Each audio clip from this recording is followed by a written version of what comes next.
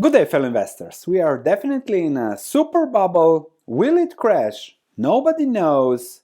Be hedged, for God's sake. And whenever I read the comments, we discuss the market of this interview that I did. 44-year-old super bubble, can it continue for another 10-20 years? Yes, sure.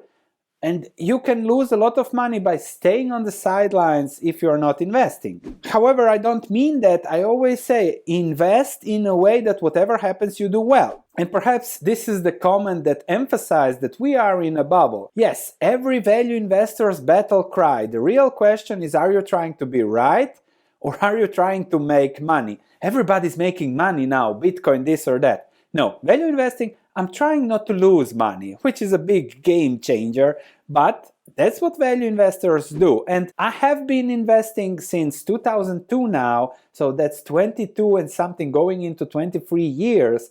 Been in the cycle, seen the bubbles, seen the busts, made money compounded to what I call wealth now. And I want to share my perspective. So we discussed the facts, we discussed the history, the consequences, the mentality that most people now have. And yes, it can last another decade if real rates come, but the solution is, if you're not hedged, and we'll discuss that, you're in trouble. So let's immediately start with super bubble facts.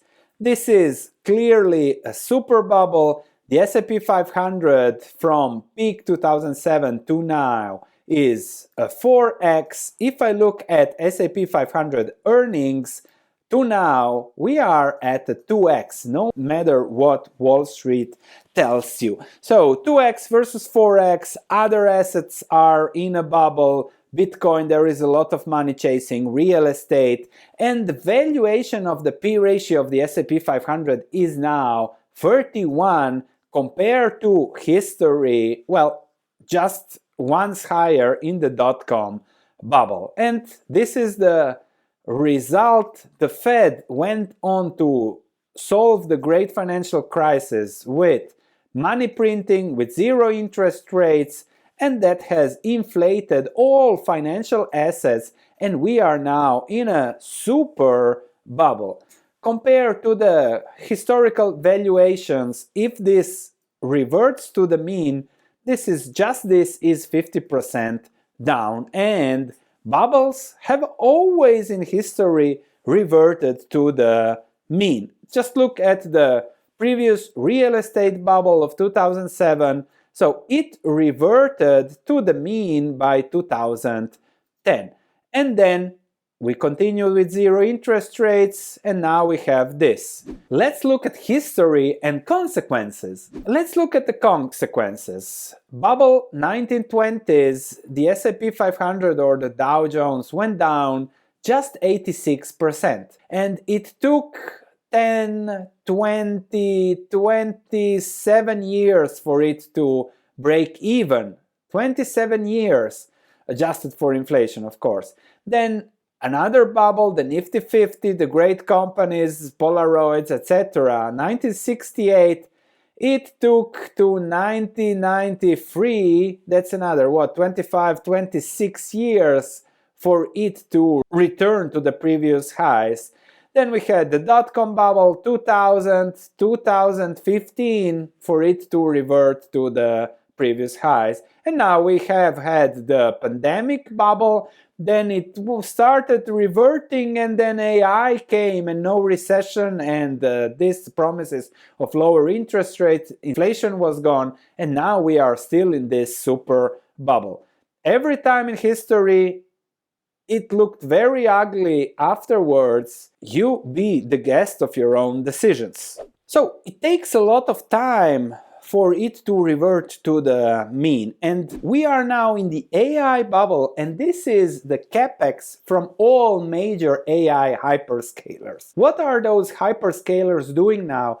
Everyone is investing 200% of their cash flows into AI. Fueling the bubble, Nvidia is making a lot of money because everyone is investing, but the same story was there, the railroad, and yes, those things built America, and AI will build America, but I don't know whether people will make profits. It was the same in the 1920s with radios, with refrigerators, with whatever. Simply, when there is so much capital spending, the price of what is offered becomes great for the consumer, like the internet that you are now watching me practically for free. Other people like Warren Buffett that have been around longer than me are going heavily into cash because they know what is a bubble, they know what happens after bubbles. We have big recessions, and there will likely be an even bigger recession because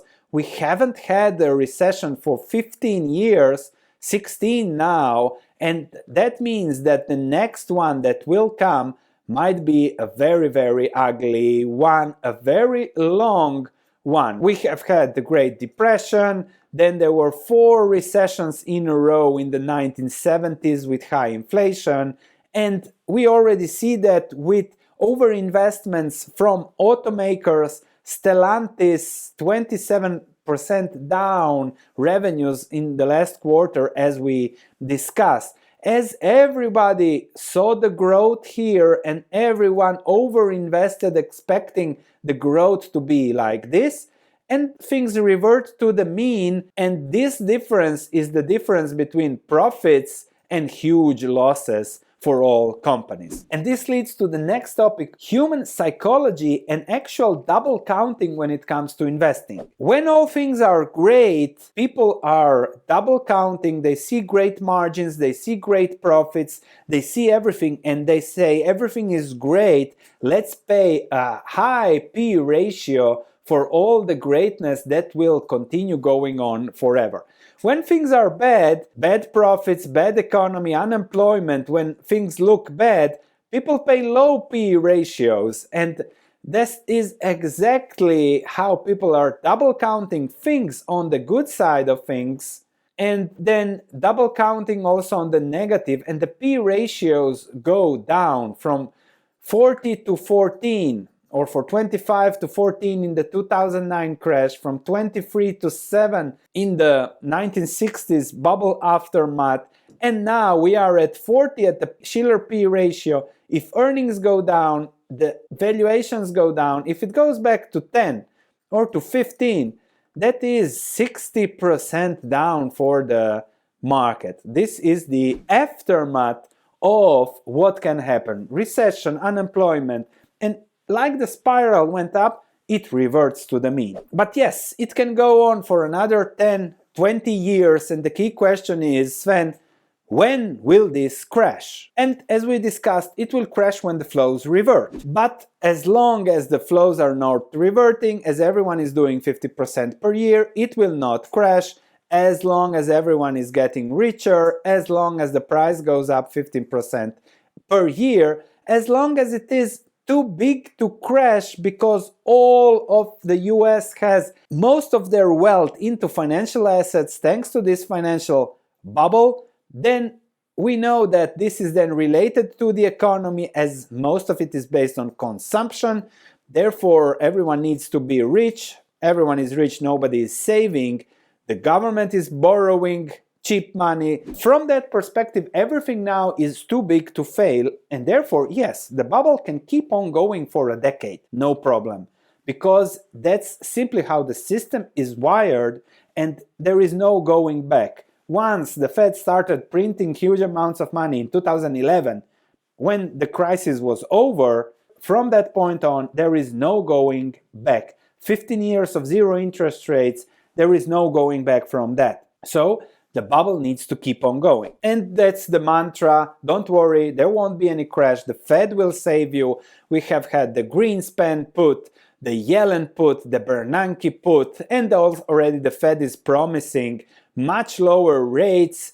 And if something happens, they will again print, and they will push it till the end. The end is hyperinflation, and until that doesn't arrive, like we have seen in other countries, in other history, the bubble will keep on going. Until then. When will that happen? Nobody knows. But then the crash will be huge, where all this bubbling is reverted. Inflation might be a trigger there. If they are forced to put in real rates, if real rates are 5%, the market needs to yield 7%. That's a P ratio of 15.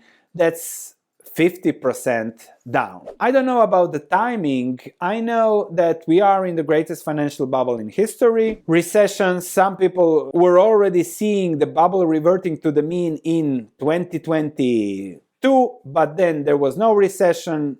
ChatGPT came out, AI came out. Maybe something will go down, maybe it will keep on going, but nobody knows. The key is just be hedged, easy. Warren Buffett is hedged with cash. And let me just give you one simple mathematical solution. Wall Street projected 7,000 points for the S&P 500, which is 10-15% up from where we are now, right? And then I look at the SPI ETF, I look at the option chain, and if I want to hedge myself for the next year, a year, then I can do that by buying puts that cost 4.6% of the market. So for 4.6% of the market, I can buy puts, I can have the perfect hedge, and I cannot lose money on the S&P 500. If there are some option traders, correct me if I'm wrong. If the market is up 10% by the end of the year, that's 5% with no risk. That's your hedge. If the market is up 15% to 7,000, that's 10%.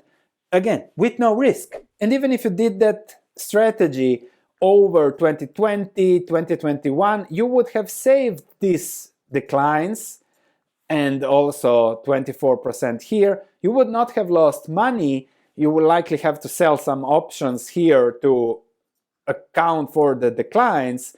But as they say when you're young, yes, ride, but always use protection. Now is the time to use protection because you are in a very, everybody's making money promiscuous situation. Buffett has cash, Spitznagel has options, Jeremy Grantham has quality stocks at fair valuations wherever he finds them, emerging markets. Sven has his research where whatever happens is doing good now, and if there is a crash, he will do even better. So the question is how to know when the process will revert. I don't think it matters at all. If it does matter for you, then my friend, you're already in trouble. It can revert tomorrow, it can revert in 10 years.